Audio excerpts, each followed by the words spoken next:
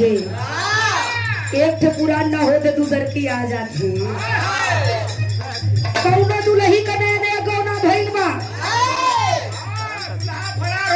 दुल्हा फरार हो गल। प्रकाश भैया हमरे जानत हुआ हमारे मास्टर का बात है।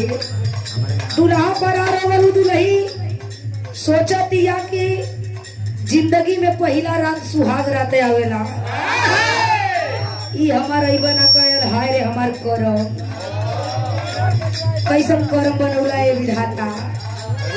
इहे मने मने झंखतिया अपने बाबू भैया के फोन करके बोलावतिया घरे, नैहर जातिया सखी सलेहर पूछतानी ए सखी रात कैसे बीतल हो। अभी महटियावतिया कहतिया कि हमार रात बीतबे न तो हम बताई का। और फिर पूछतिया सखी बतावो हो। जब सुन लेलस हद हो गल तो कहलस न मन भूतल सुन बतावतिया का कहतिया।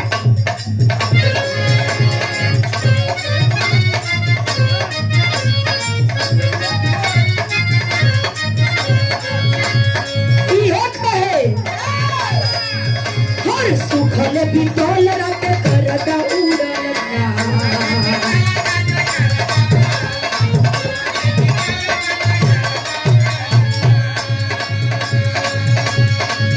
हर मन जो गए सखी मरदन मिललना।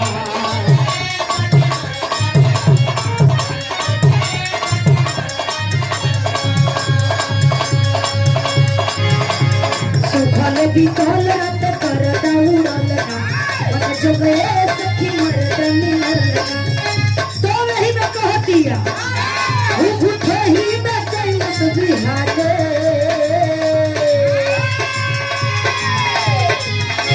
उठे ही में कैलस बिहारे।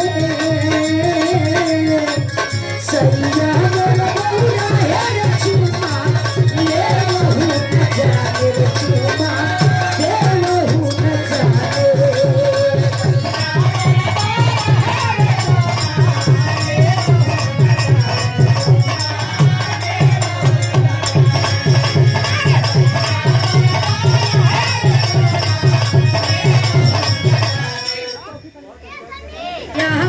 बौरा है चुमा ले लहू न जाने चुमा ले लहू न जाने।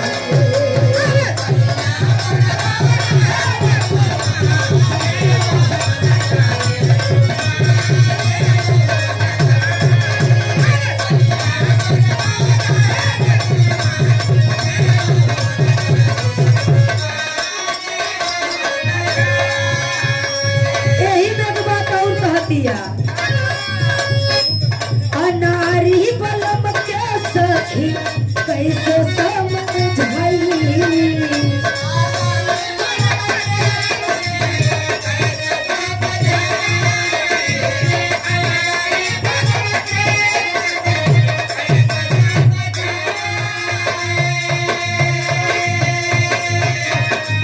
नया नोह कनिया बानी से